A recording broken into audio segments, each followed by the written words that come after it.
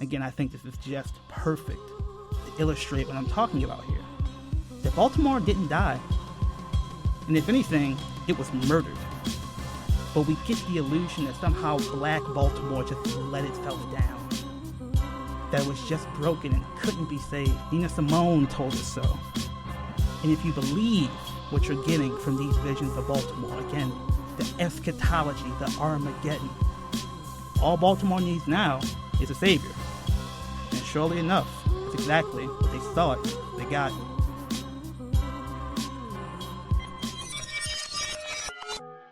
In the Shelley poem, Ozymandias, Shelley has a rendering of the Egyptian pharaoh Ramses, who he calls Ozymandias. And Ozymandias says, "Look upon my works, ye mighty, and despair." So part of that desire to be so well known, so powerful, could part of that be to have your own ism, if you will, your own ideology that's so synonymous with you, no one can talk about it without mentioning your name. Few people or few families have reached that level in American history. And I would say one of them would be the Clintons. What is Clintonism? I, like many people, have an intuitive understanding of what that might mean.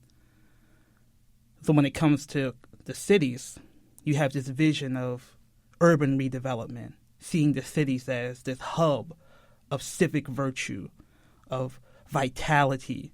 The Clintons' base has always been in the cities. But the Clintons are from the South. So we have this interesting juxtaposition of these Southern roots and this coastal theory of what it means to revive America, to generate economic and cultural and political growth. So where does Clintonism come from? And as I've done my research for this episode, I feel confident in saying the man I'm about to talk about is one of the most important figures in American history you probably have never heard of. Because he isn't a Clinton, but he is the progenitor of Clintonism. He might be Clinton on steroids in some ways when it comes to the theory of building a city, the theory of so-called neoliberalism. And what happens if you took Bill Clinton or Hillary Clinton and put them in sole control of planning a new community? What happens if you take Bill or Hillary Clinton and make them a god? I think that's what happens with the story of a man named Jim Rouse, the savior of Baltimore, or so he's been called. And with every savior story, I think you probably need two things. It'd be nice if you had a conversion story, a little Saul becoming Paul, a little road to Damascus, if you will. And you need miracles. So let's start with the conversion story of one Jim Rouse. He's born, though he's associated with Baltimore, he's born on Maryland's Eastern Shore in the early 20th century. And make no mistake about it, Maryland's Eastern Shore in the earliest 20th century is the South. It is absolutely no debate about it. And he's raised, essentially, with Southern mores around race. He actually ran track, and that was a track meet. When he saw black track runners showering, turns around, walks out. Those are the mores of race in the South. No mixing. He actually has family in the Navy. So when he fails to get into Princeton, he actually goes to the University of Hawaii to begin his undergrad. In his correspondence, he notes one of the first problems here is all this intermarriage between the locals and the whites. So he comes back, he goes to the University of Virginia, and he gets to Baltimore in the 30s. This is the Great Depression. This is a period of intense suffering. And it's in this period that he finds religion. And while his religion might be Presbyterian, many folks would say his religion becomes economic development and the redevelopment of cities. He blurs the line between those two things. So while he is in Baltimore, he begins to develop a vision of the work he's doing. He began to go into real estate. He's starting to figure out ways to link real estate to his moral vision of the world. And in a book about Rouse's life, it details the beginnings of his political conversion. And it says, quote, During his Baltimore years, Jim's political philosophy also took shape. Long interested in political matters, he begins to formulate a set of ideas that led him to become a lifetime member of the Democratic Party. A rejected article entitled A Young Man's Vote, which he submitted to the Baltimore Evening Sun in 1936, expressed the belief that economic rugged individualism has made the country powerful, but its excesses had helped cause the Depression. While he considered economic incentives as a foundation of our economic life, he believed that it was something that had to be controlled. He concluded with the belief that in the President Roosevelt administration, because it has refused to accept an inevitable and irremediable, disastrous results of the Depression, it has honestly sought a solution. In his first 6 years in Baltimore, Rouse had parked cars, audited books, attended law school, worked for the FHA, headed a mortgage development, and ultimately co-founded a mortgage banking company, all at a time when economic opportunities were scarce. In 1939, he was only 25 years old, but he wasn't finished making his place in the world, and the best was yet to come. End quote. So you can see the anticipation of greatness when people talk about Rouse. And he goes on to be one of the most noted, respected, and cited developers of real estate and community planning in American history.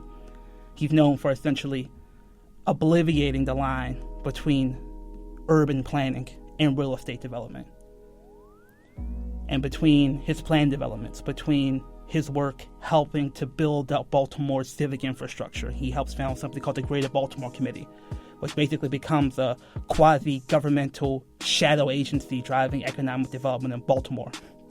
For his work creating shopping malls, and his work essentially inventing the shopping mall, and his work all over the country, he's given the Presidential Medal of Freedom, the highest award any civilian can win.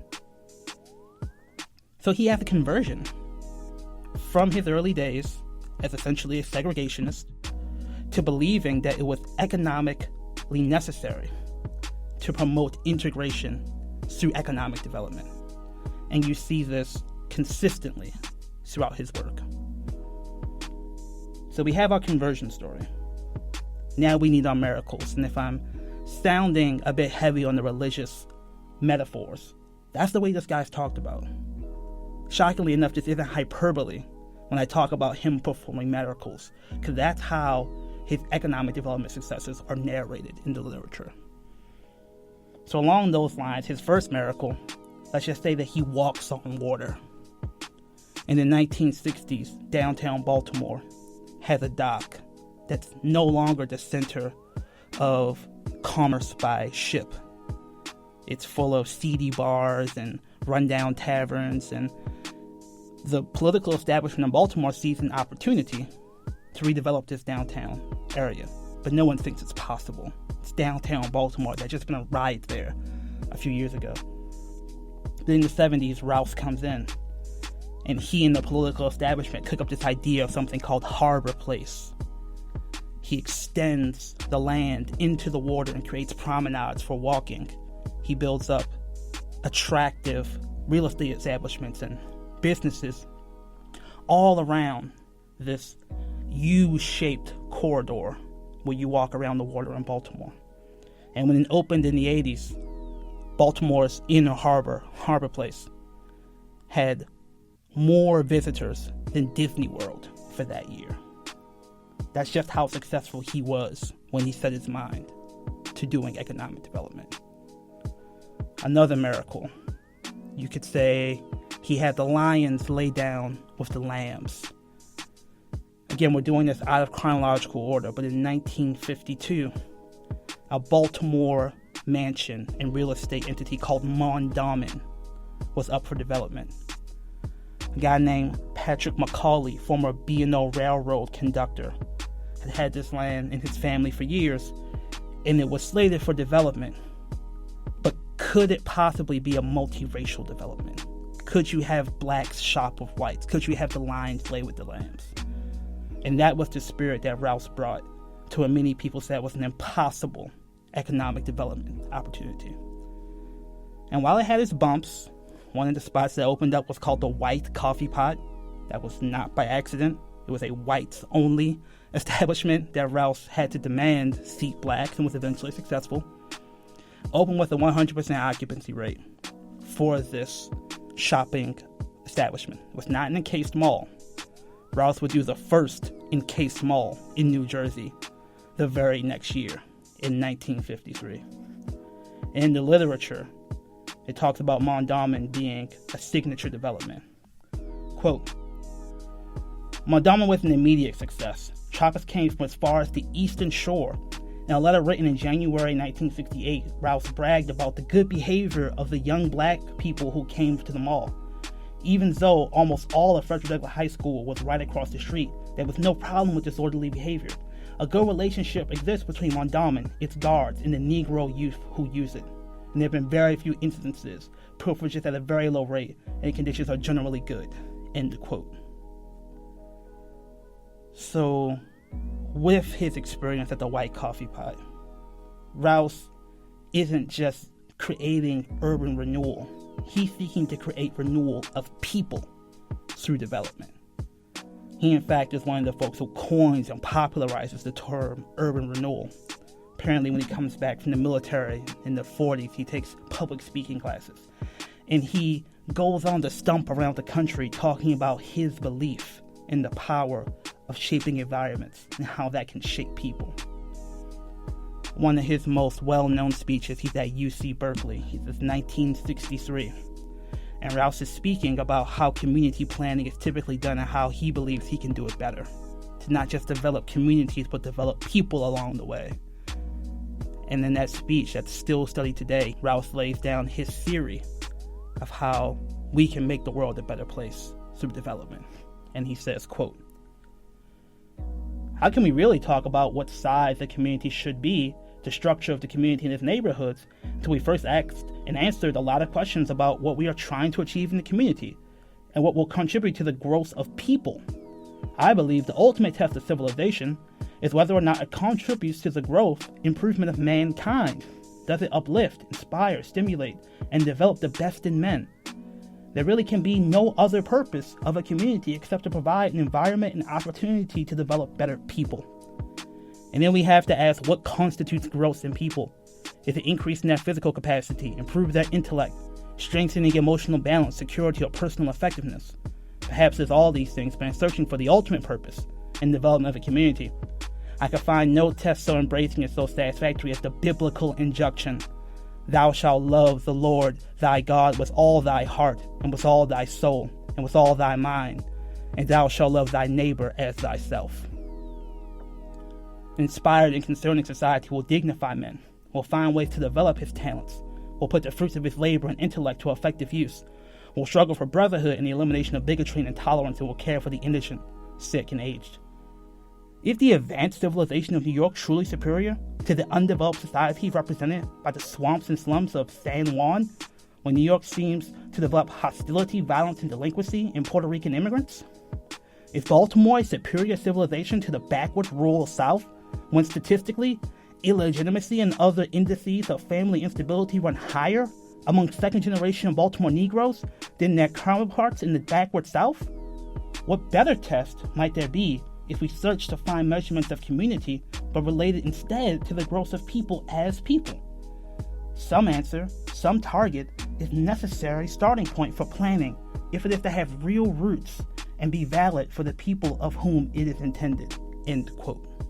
He goes on to ask a bunch of rhetorical questions about how you engage in the planning process, and he's not just redefining urban development here. I argue he is trying to redefine the American spirit, the American dream.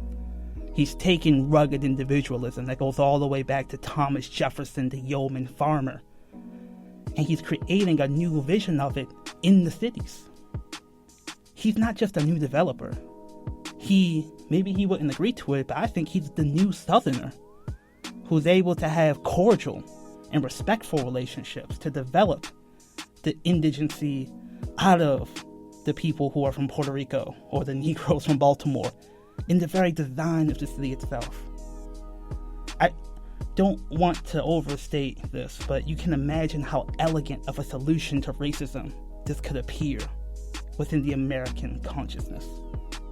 One of the questions he asks about planning is, could we increase the efficiency of public services like trash collection if we took them out of the state's hands and put them in the hands of private business?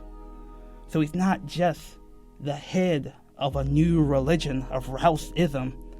He is the beginning, the head priest of the church of privatization, neoliberalism, and intelligent technocratic planning, i.e. Clintonism, i.e. the American left that dominates D.C. today. This is just how important Jim Rouse is at this time.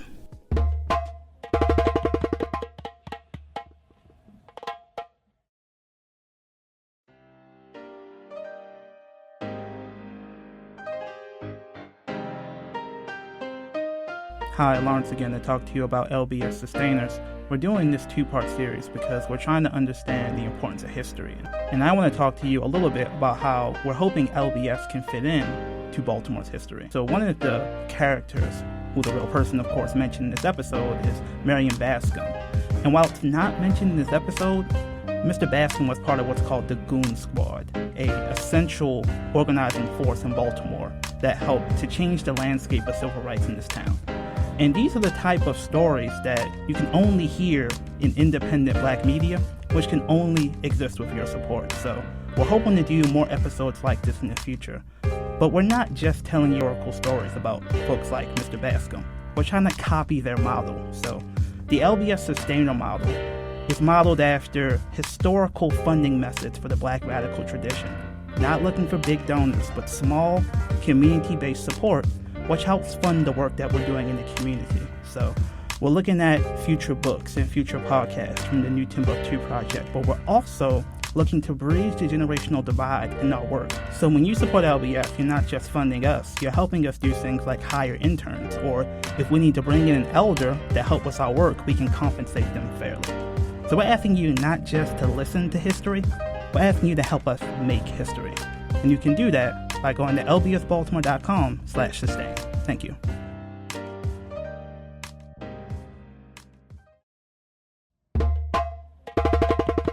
But with that speech in Berkeley, I think we can begin to step back and question what we're hearing here. He doesn't qualify his analysis of the Puerto Ricans or the blacks. He doesn't say they're perceived backwardness. No, they're backward. And we have failed because our cities didn't fix them. The cities have failed not because they're racist, per se, or inherently. It's because they have not accomplished their civilizing mission that they were supposed to set out for themselves. So there's some questions he just leaves off of his list, and I don't want to reproduce it here because it's a long list. The man likes to talk. He talks about measuring progress. How do you measure black civitas, intercommunal black bonding, and the social fabric of black life? It's never a question for Rouse. He doesn't see that bonding as productive. He sees it as something that has to be improved. Let's run a historical example. Let's run a scenario, if you will. Take the white coffee pie, and let's say Rouse has integrated it successfully. Hooray.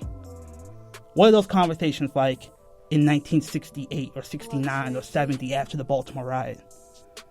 This communal fabric being produced in ways that are productive in that coffee shop? I would argue probably not much. What is there really to talk about? Two contrasting visions of where Baltimore needs to go. Two contrasting visions of what just happened in 68. But Rouse seems to believe if they are just there touching each other, somehow, some way, something can change. Can we take up the burden, what often sounds like the white man's burden, through integration, through connection, and what's the cost of this moralizing vision of communal advancement? So what is the burden that Rouse is trying to affirm here? I think it is the burden to make a new world, and that creates his third miracle. Rouse saw emptiness and darkness, and he stabbed into that darkness and said, "Let there be life," and created civic fabric ex nihilo, out of nothing. This is, of course, Columbia, Maryland, one of the first and most well-known and beloved planned communities in the country. Now, you could do a whole podcast series on the creation of Columbia. I don't have the time to do that. But I do want the folks out there to understand just how influential this civic experiment was. This is a town created out of nothing by a developer who believes that in creating this town, he can create better human beings. Just think about, this is Pinky and the Brain level hubris we're talking about here. He's literally doing this from scratch outside of Baltimore in Howard County in the 1960s. So I can't go into how he got the land. That's a whole story in itself. There are all these backroom deals and secret negotiations. But there's a parcel of land between Baltimore and Washington, D.C., in a place called Howard County. And Jim Rouse and his development company saw an incredible economic opportunity to not just build real estate, but build people, better people, through intelligent design. That was a Freudian slip, but it's very appropriate. Columbia is not one city. It's 9 small villages around a city center. There are lakes named after famous Native American figures. There are villages that bear the name of great historical figures of literature. There's a hospital. There's planning for the schools. There's planning for the religious facilities even.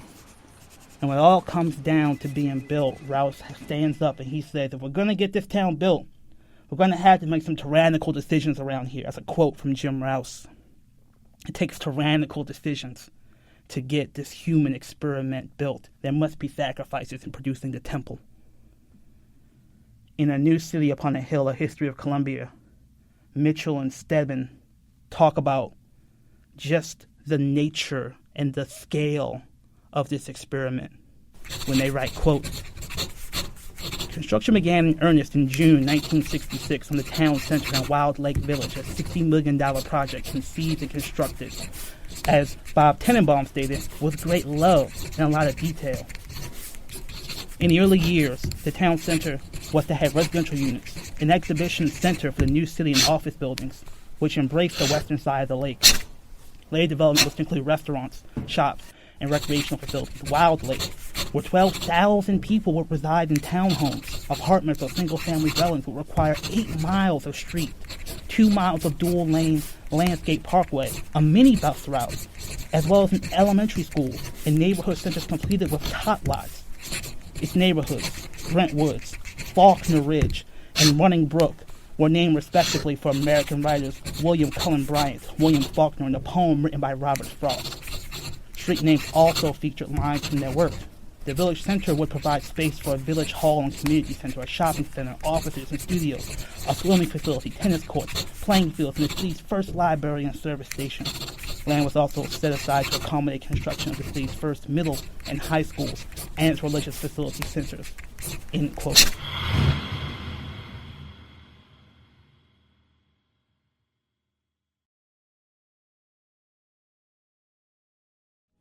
Fun fact, another community was actually named after none other but Tolkien.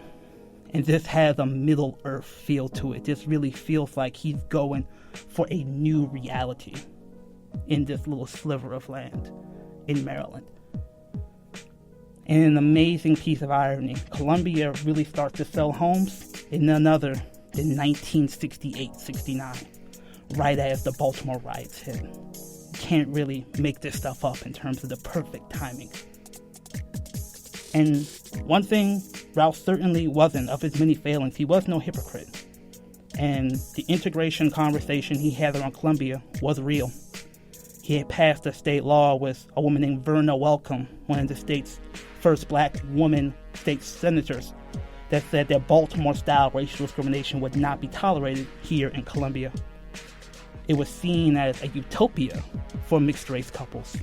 And Rouse was apparently thrilled the first child born in Columbia was indeed of mixed race. And when 4 families bought homes on a cul-de-sac and they were all black, a 5th black family was going to move in, and Rouse tormented over it. He did not want to have the black portion of Columbia. And he knew that could begin to happen if this 5th family moved into the cul-de-sac. Talked to him, got him to move somewhere else. And with this level of attention to detail, this intentional construction of community, you can perhaps understand why this conversation about Columbia is filled with religious language.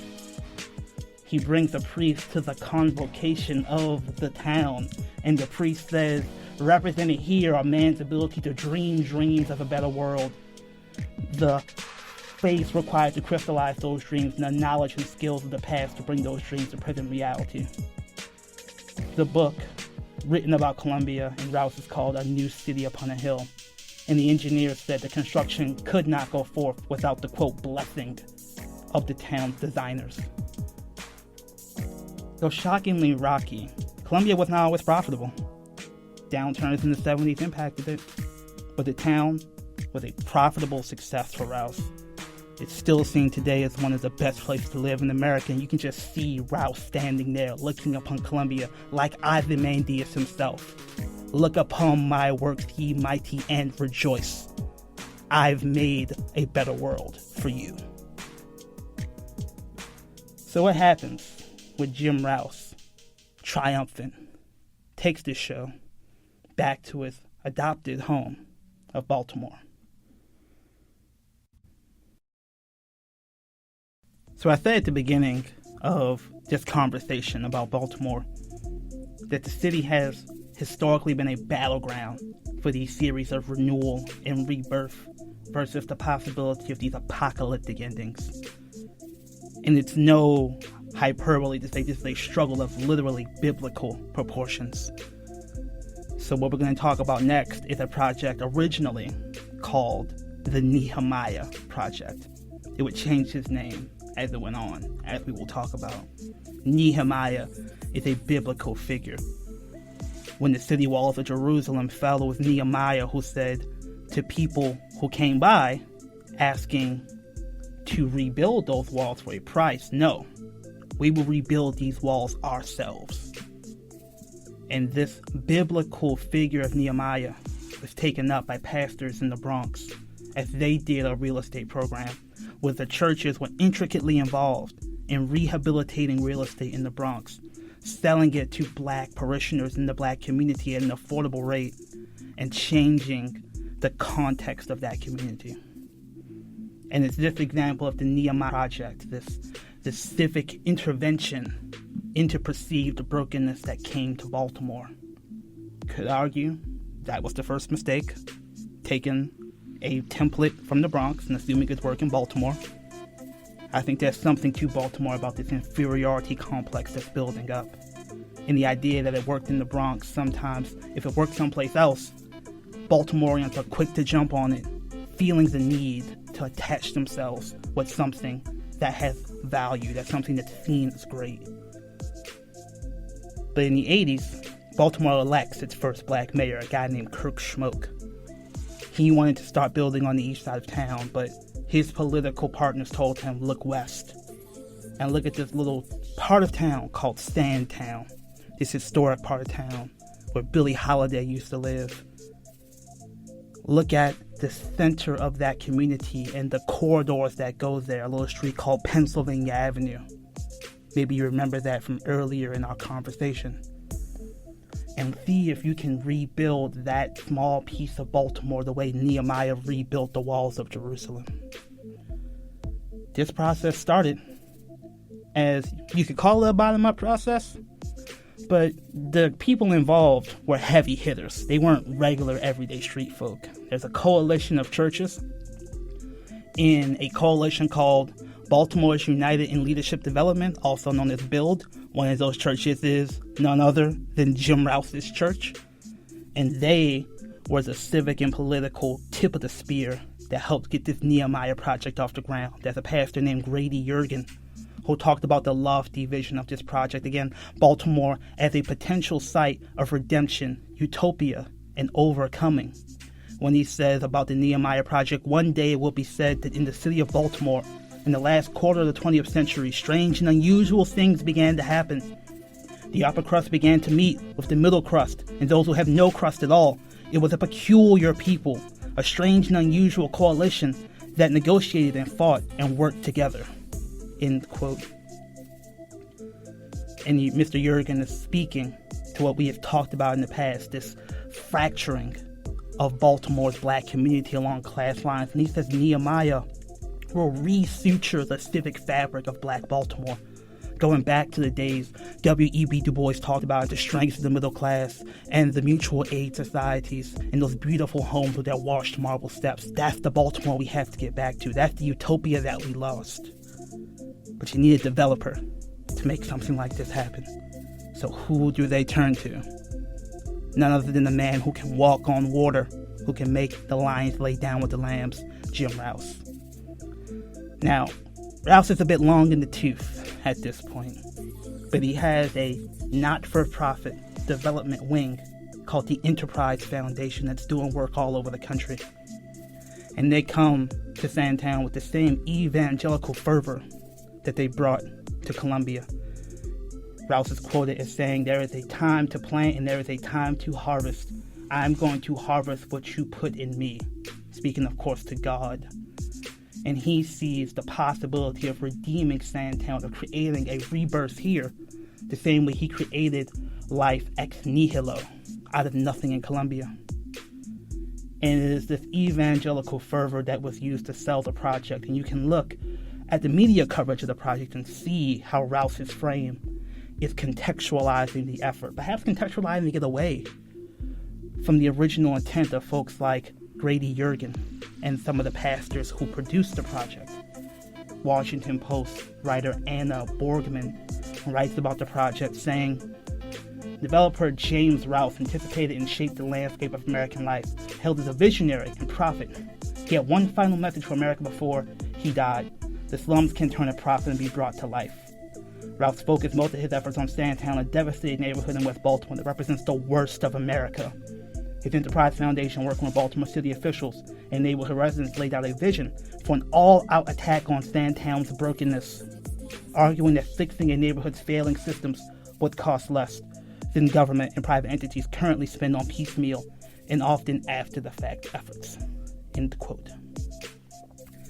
And we see here more clearly the limitations of the Rousean worldview. We talked about W.E.B. Du Bois. We talked about the NAACP. We talked about that long history of black Baltimore. We talked about the secret societies. And what do they see when they look at Baltimore now? Brokenness, an all-out attack on Sandtown brokenness. It represents the worst of America. Being facetious, you could imagine the Ku Klux Klan representing the worst of America. But no, somehow it's Sandtown. It's Pennsylvania Avenue. We talked about this during the 68 riot. These people who negotiated what they would steal and what they would and wouldn't burn in 68 are somehow the worst of America.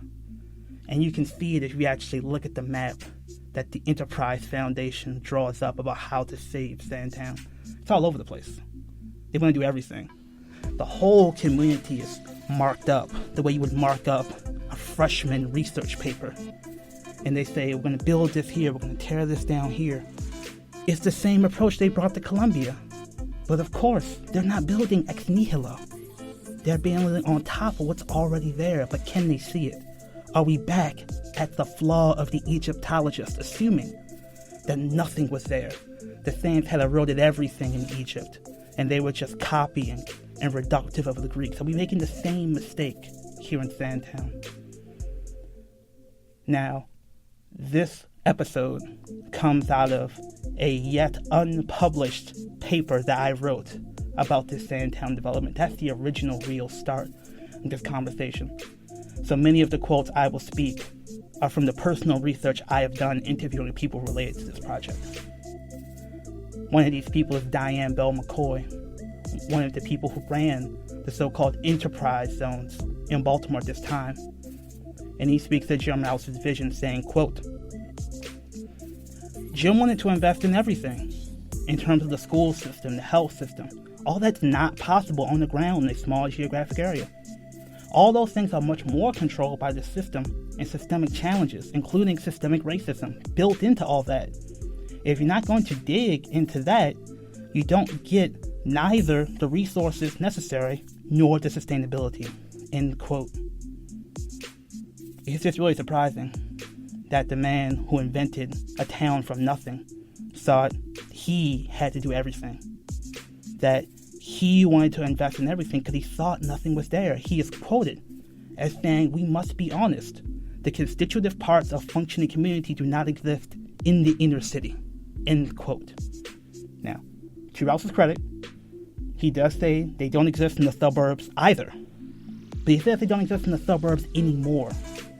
That we used to have a stronger civic fabric in this country, but we need intentional design to rebuild it because it's gone. It never existed in the inner city, it seems, for Rouse. So all the history of segregation and policing, the Navy officer shot, the addiction and trauma, the Vietnam War, all those get normalized. For Rouse, for the Washington Post, for the Enterprise Foundation. And what you miss is the existing fabric of what's already there. It's easy to think all those folks that are with the NAACP, like Du Bois, they left. Or they moved to Columbia. Or they moved to Washington, D.C. or New York, but that's not the case. Harold McDougall, a professor at Howard, did an excellent book called Black Baltimore, A New Theory of Community. And part of his work was in-depth study on Sandtown before and during the Nehemiah Project, soon to be renamed Nehemiah Project. And he does an inventory of community assets.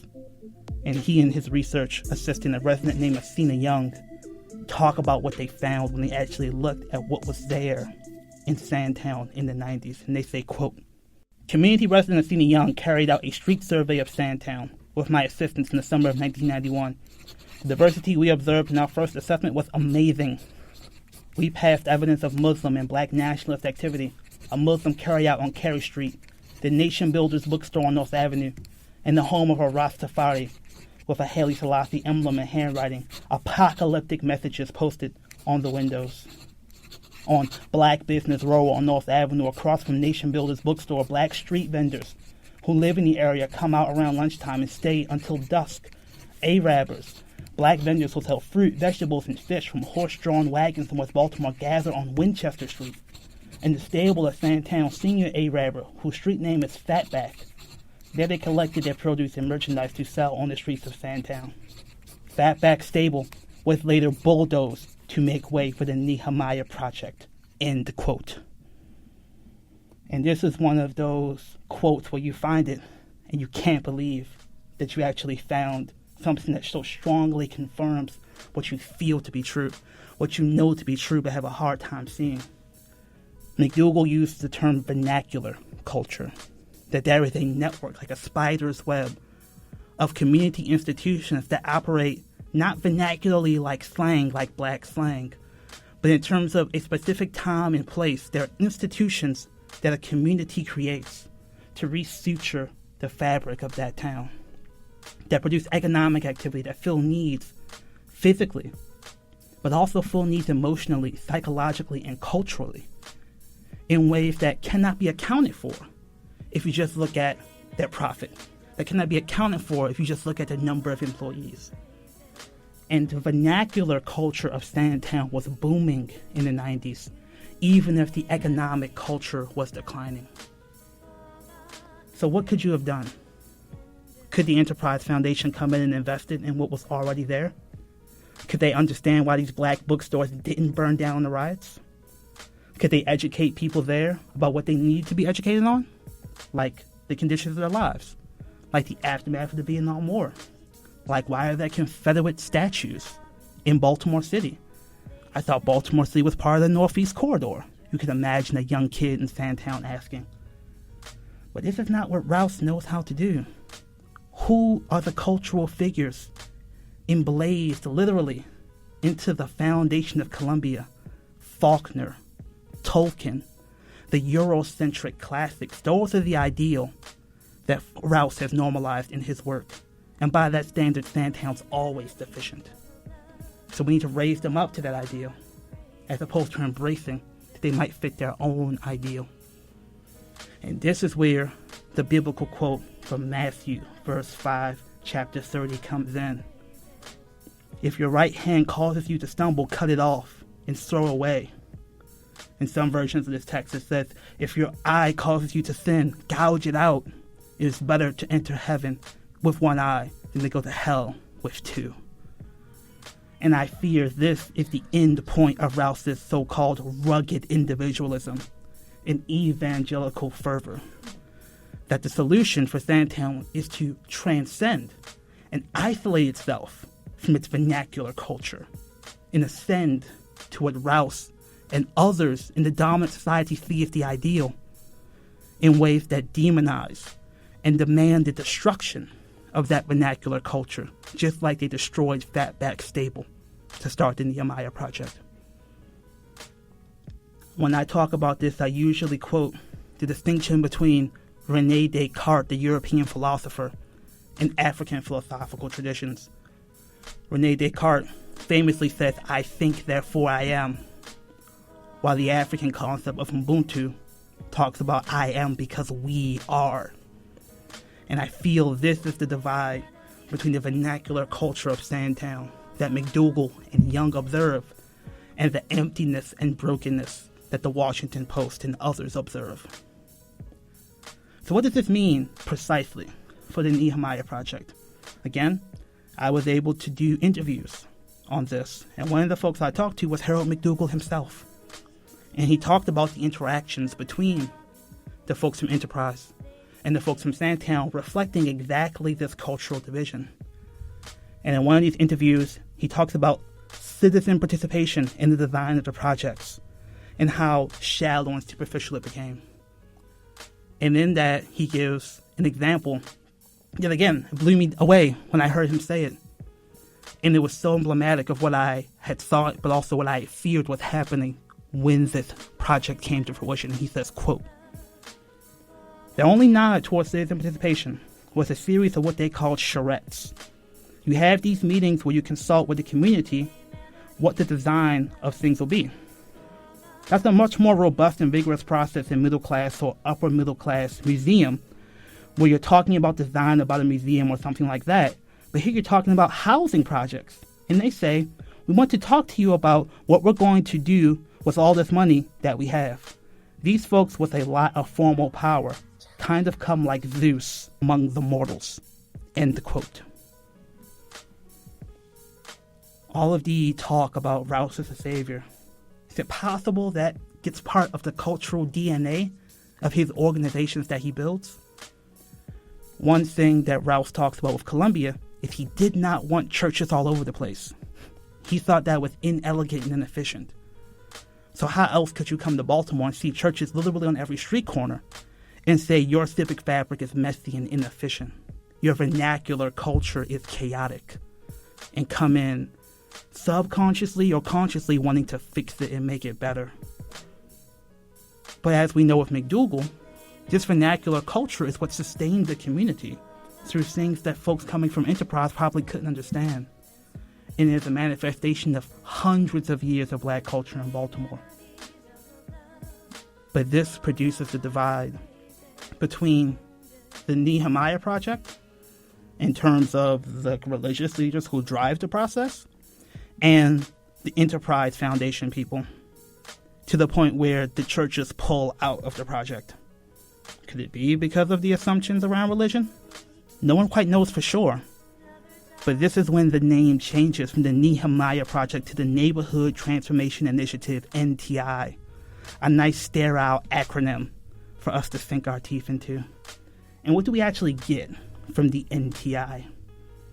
One of the most visible changes was they redid a market called Upton Market on Pennsylvania Avenue. And it has this beautiful facade of like Afrocentric markings on it. But what's inside is a dollar store. And in the dollar store, there's contained a police substation. This is the vision of community progress that NTI maybe didn't plan for, but was conducive to or allowed to flourish. But that's not the kicker. What really drew me to the story and where we begin to get towards our third and final riot of this story is a little thing called drug nuisance abatement. When you invest millions of dollars in the community You have to protect your investment. And with that comes increased enforcement of drug laws. This is the early 90s. This is the beginning of the crescendo of the war on drugs. And while the goal of NTI was to increase the property value in Sandtown, in some ways they got more than they bargained for. They created what was called $1 million blocks. That's not the property value of the homes in Sandtown. That is the total cost, the total value created of paying for the people from Sandtown who are incarcerated today. That one zip code has so many people incarcerated. The total spent every year on incarcerating them is in the millions. And that's not despite NTI. I argue it's because of it. It's because of the destruction of the vernacular institutions like Fatback Stable. It's because of the increased patrolling of police to protect the investment, quote unquote. And it's because folks don't understand how community actually works. Now, this text isn't perfect, but Todd Clear from Columbia University talks about what he calls the coercive mobility hypothesis. That says that when you arrest someone in the community, it affects the entire social fabric of the community. It's just like ripping a piece out of a spider's web. Even if you're selling drugs, if you're part of a family, you might be paying rent for that money. You might be shopping at Mondawmin Mall up the street from Sandtown with that money. You might be buying Pampers with that money. You might be supporting people culturally, all different types of ways. And when you arrest that person, that family might have to move. They may have to move in with their grandmother on the upper side of town. They lose their organic social connections. The fabric of the vernacular culture is shattered. That's nothing to do with the crimes that person was committing, but the impact of their incarceration ripples throughout the community. And instead of a virtuous cycle with people investing money in community, buying food from the Arabers and talking with the people from the Muslim bookstore and creating an ecosystem of institutions and community for community, you begin to have this downward spiral where the very institutions you need to change a community become lost because of your attempts to save that community. But why? Why did this happen? They said all the right things. Rouse, the city, enterprise. They talked about investing in people. They talked about organizing themselves out of a job. They said everything right. But it was my conversation with McDougall, I think, shed some light on what happened when it came to brass tacks with the Nehemiah Project. And he says, quote, I talked to the lead fixer for the Nehemiah Project. He was candid. He said, look, I work for a foundation, and these are people with a lot of money, and they're used to investing in a certain way. And what they're looking for is what we call deliverables. In other words, they wanted something physical so they could say, we brought this building. They can't say, we brought a better relationship between John and his wife. They can't say, we brought a better experience in schools, unless they can trace him in every grade, and his grades are higher. That was too soft for them. They were looking for clear physical evidence, i.e., put up a building, end quote. So for all the talk of building better people, being conducive and driven in the profit motive, hand in hand, like peas in the pod, it's the vision, the psychology of investors. Where's the profit in this? Not necessarily the economic profit. Where's the human profit? I want to see the grades. I want to see the economic achievement of the community that comes in from Rouse and his way of seeing how you build better people. Some people might say, hey, you might be being too hard on these folks. Look at all the money they invested. Look at all the houses they built in this community. And you'd be right. They did invest money. And not all of it was for facades and for buildings that were problematic. And this is the most insidious part, in my opinion, is that when you talk of coercive mobility, it doesn't just happen when you quote-unquote fail and arrest people, even though it's not a failure, it's part of the program, arresting people. It happens when you succeed. There were people that moved up economically through this project, and many of them moved out of the worst neighborhoods of Sandtown, Winchester. So the same way you have coercive mobility when people are arrested, you have voluntary mobility creating the same disruption to the civic fabric when people move to other parts of Baltimore City. You have the same exact people who could be the leaders in restoring the vernacular cultural fabric of the community, rising up, overcoming, and adopting the maxim of Matthew. If your eye causes you to sin, gouge it out. If Sandtown causes you to hurt your community, leave it behind. And this is what happened for the people who did benefit from Nehemiah. They moved to the neighborhoods that were rebuilt through the project, leaving the worst hit neighborhoods to fester and decay. And this is where the conversation around Ozymandias comes back. All the money invested in Sandtown, so little there remains, the housing stock decays. A professor from Yale, Doug Ray, said this was a inherent fool's folly. You can't build your way out of a housing surplus, he says. That's like pouring gasoline on a fire because it competes with the remaining units that causes them to go blank. And that's exactly what happened with Nehemiah. Abandoned homes, build new homes. More people move away from the abandoned homes towards the new homes. You make the problem even worse. Nothing there remains. And this is what happens with Rouse's other investments. Demollification begins to build up around the country. The man known for creating the shopping mall sees his malls become less and less profitable. Nothing there remains. Columbia, the civic fabric, begins to revert, if you will, to the defaults, I think, of America through self-segregation. And the neoliberal impulses begin to creep even into Rouse's utopia. A Washington Post article from 2018 says they're beginning to shut down some of the village-based community centers that Rouse was so proud of. The sands stretch far away. And what does this mean for the people in Sandtown? Because it's not just there's nothing there. In Sandtown, they were actively removed to the prison industrial complex.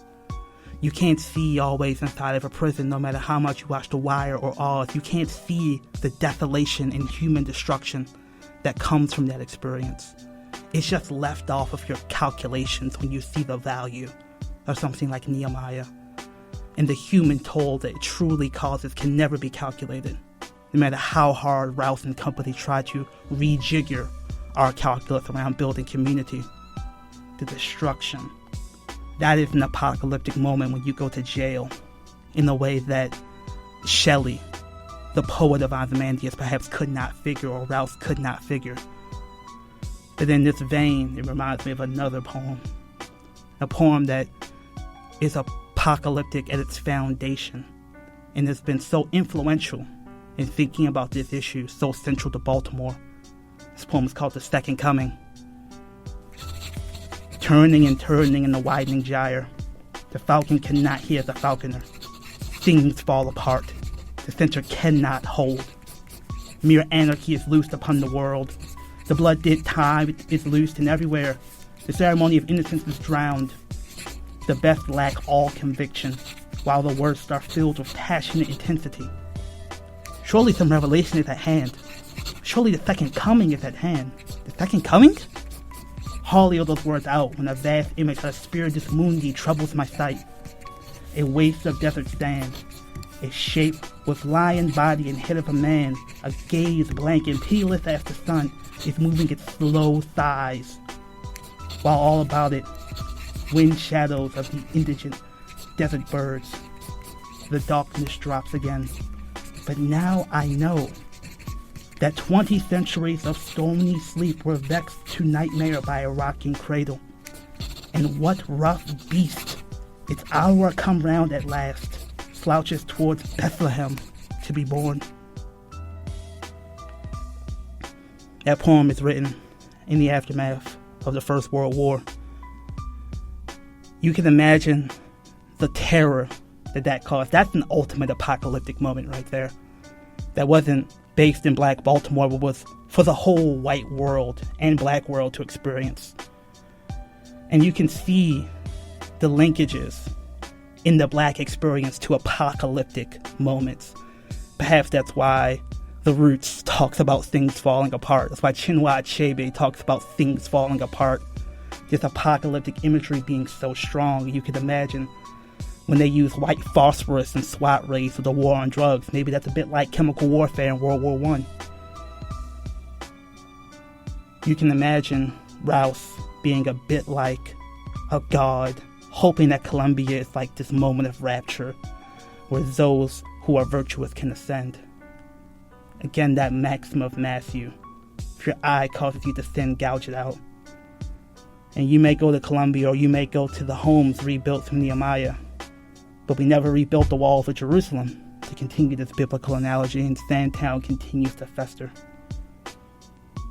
Of course, our relationship to the Sphinx is a little bit different, perhaps, than Mr. Yeats, who wrote that poem. We'll get to that later. But I want to talk about one more thing with the Neighborhood Transformation Initiative, formerly known as the Nehemiah Project, is that one of its central tenets was we were rebuilding a public housing project called Gilmore Homes. You remember that word, Gilmore?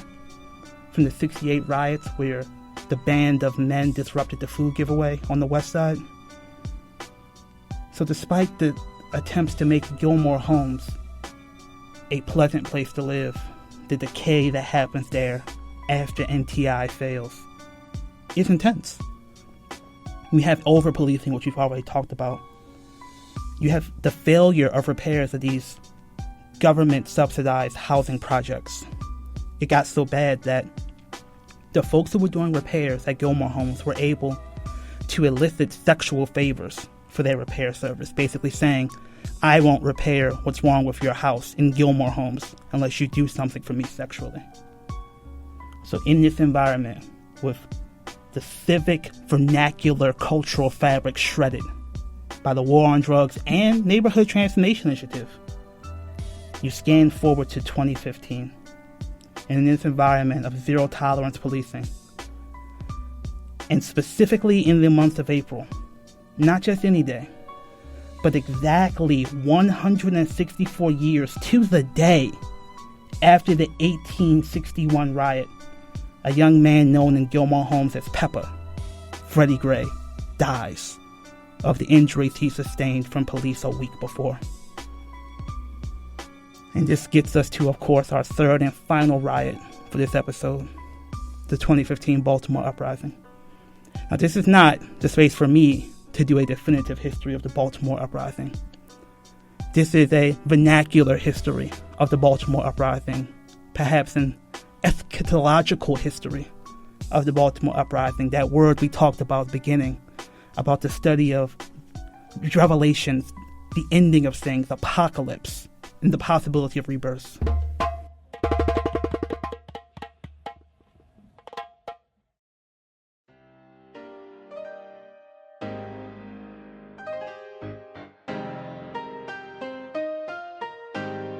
Peace, everybody. My name is Lady Breon. I'm the cultural curator at Leaders of a Beautiful Struggle. And I came to this organization because I really wanted to have an impact on Baltimore, specifically Black Baltimore. And as an artist and curator, I recognize that the lofty ideas of Leaders of a Beautiful Struggle is often missed by, your average day folks who don't speak that really highly intellectual, scholarly language. So I use my art and my advocacy to reach those people. And currently, I'm working to create a Black Arts District in West Baltimore, and your money as a sustainer can help not only support this podcast, but to support that work in West Baltimore. So please give $2, give $10, give $15 a month to help support the efforts of the Black Arts District, this podcast, and the general work of Leaders of a Beautiful Struggle.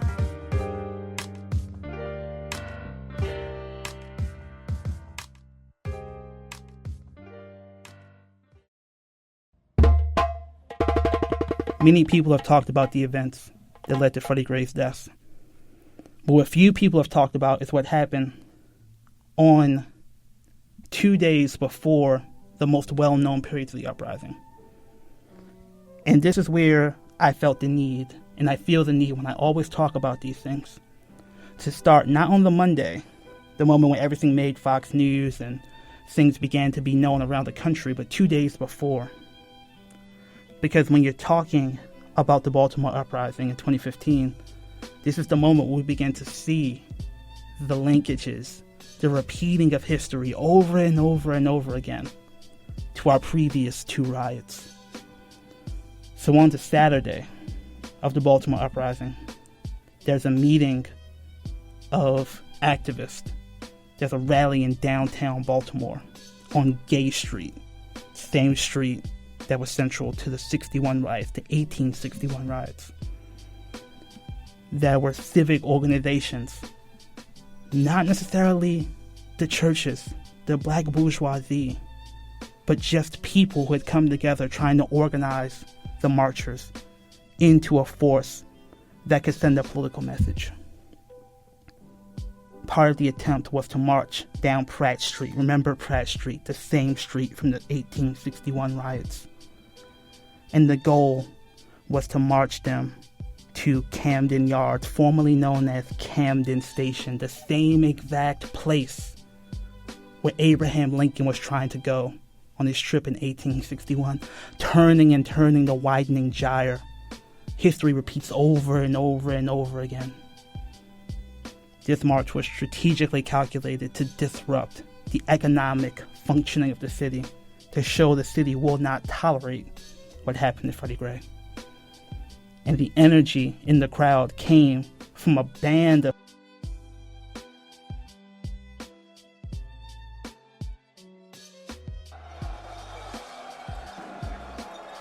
people who came from Gilmore Homes, the housing project where Freddie Gray lived and died. They had been marching down their street to the Western District Police Station for the entire week where Freddie Gray laid in a coma in the hospital. And when he died, that energy swept down from West Baltimore to the city center downtown to Camden Yards, the former Camden Station.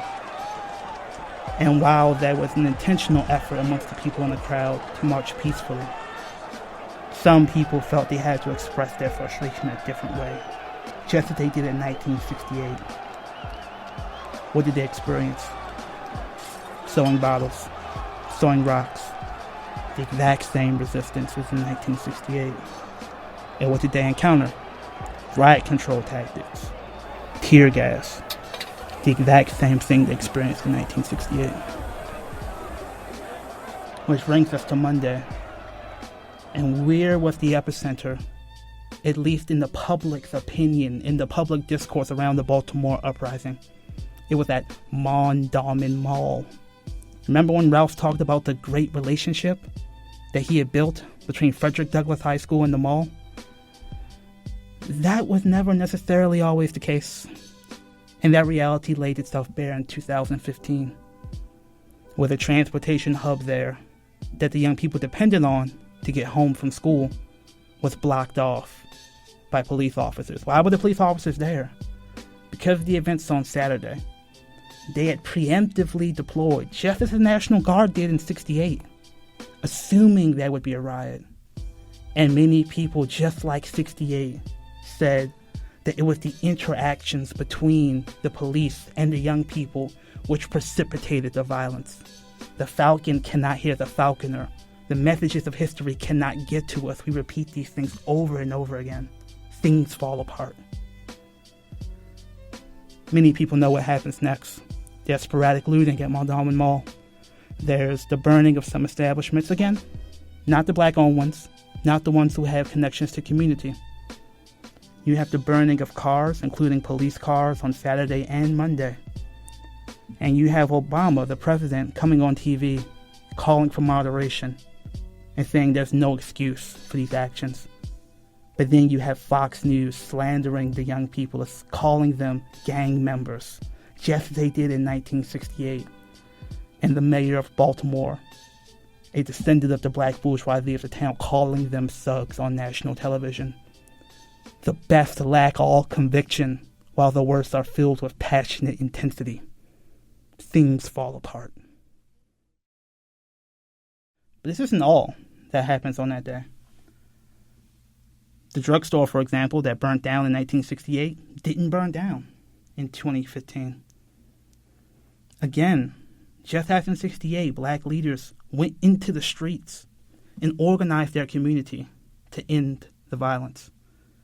And again, just like in Sandtown, when they talked about the Muslim bookstores, the vernacular culture of the community being strong, it was the Nation of Islam, amongst others, who were out late at night protecting young people from the police, and one could say vice versa. It's $9 million of damage in the riot in 2015. That's a very, very small riot. But it's not small in the cultural imagination of the people who talk about Baltimore. And it's not small because it fits into this constant refrain that something is wrong with Baltimore, that there is this failure, this apocalyptic reality to Baltimore that is innate, that is stained onto Baltimore. That only makes sense when you ignore its history or you believe that the saviors of Baltimore were somehow shunned, that we didn't listen to Rouse enough, that we just didn't give NTI enough of a chance. People say consistently, if only Jim Rouse had lived long enough to see Nehemiah through, if only Jim Rouse, the Messiah, had lived long enough. And I think that's a fundamental misreading of what's happening here. And we are stuck in the widening and widening gyre over and over again. Google is talking about building planned communities in Toronto. Microsoft is literally building an oasis in the desert, a planned smart community that's designed to be a hub for research on technologies on how to build better cities. And I can't help but think of Ozymandias when I hear about this. Look upon my works, ye mighty, and despair. And how Rouse twisted that and contorted that. Look into my works, ye feeble, and rejoice. And we do it over and over again. But if we just twist the gaze just a bit, if we see beyond our limitations, can we see the depths of what we had missed?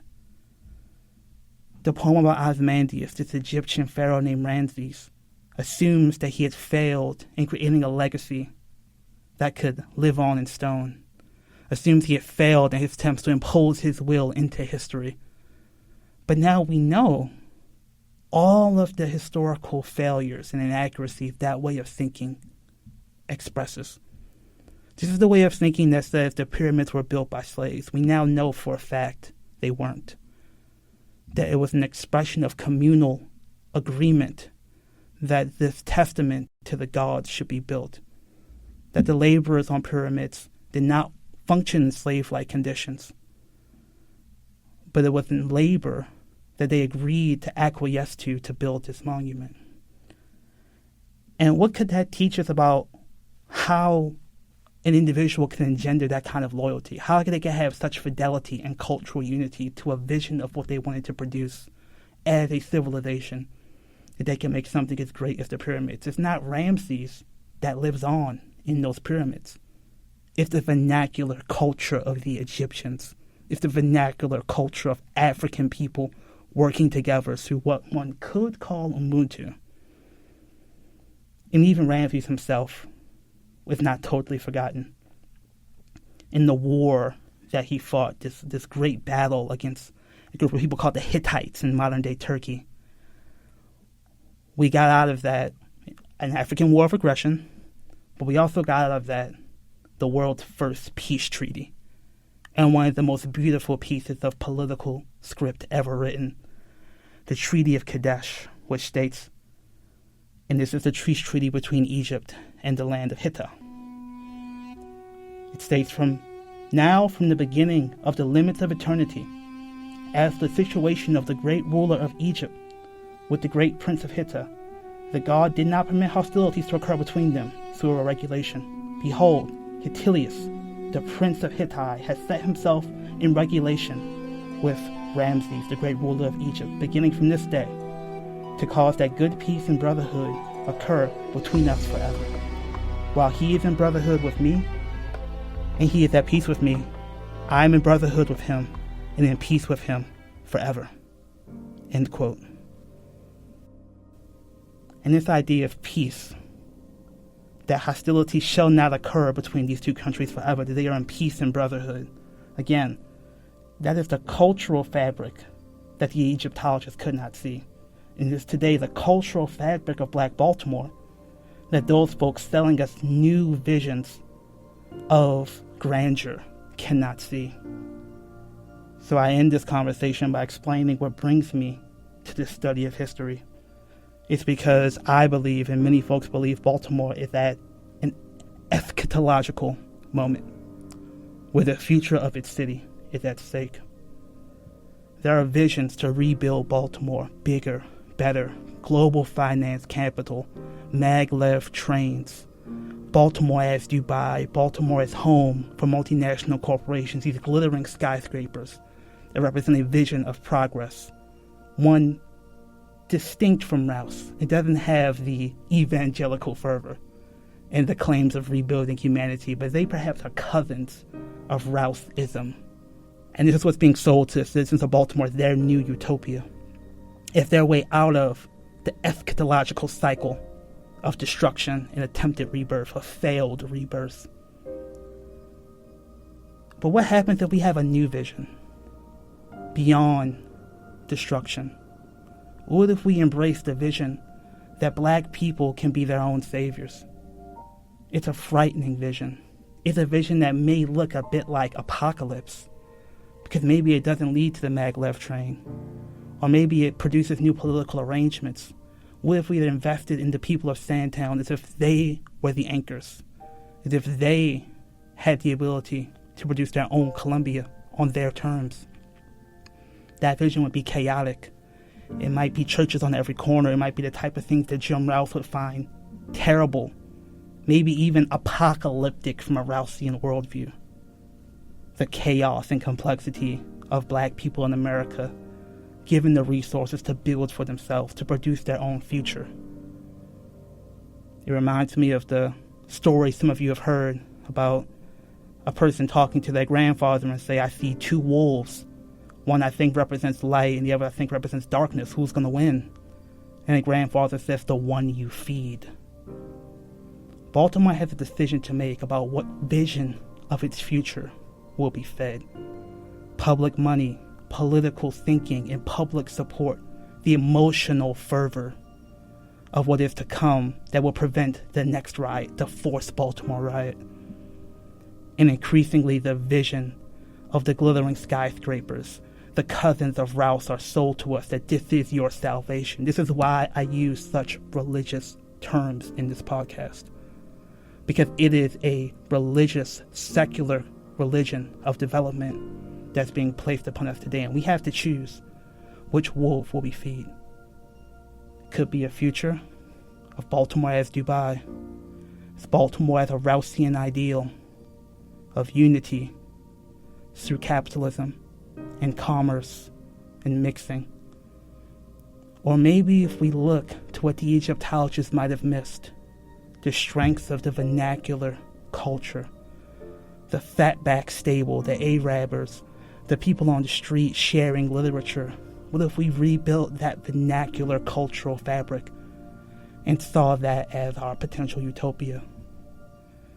And we don't have the answer to this, but we do know that that is the question. Remember the Sphinx in the poem about the second coming. For the author of that poem, the Sphinx has a double meaning. It's about the second coming, and he's slouching toward Bethlehem, but the author is an atheist. He's talking about the religion, the fear of the second coming, could itself be something we have to challenge. What feels like apocalypse could in fact be liberation. We don't know what that Sphinx is. We just know it's slouching towards Bethlehem to be born. As our visions of the future manifest themselves, we don't know what they will be. But we do know that is the central question. What wolf will we feed? What vision will we endorse? What rough beast slouches towards Baltimore to be born?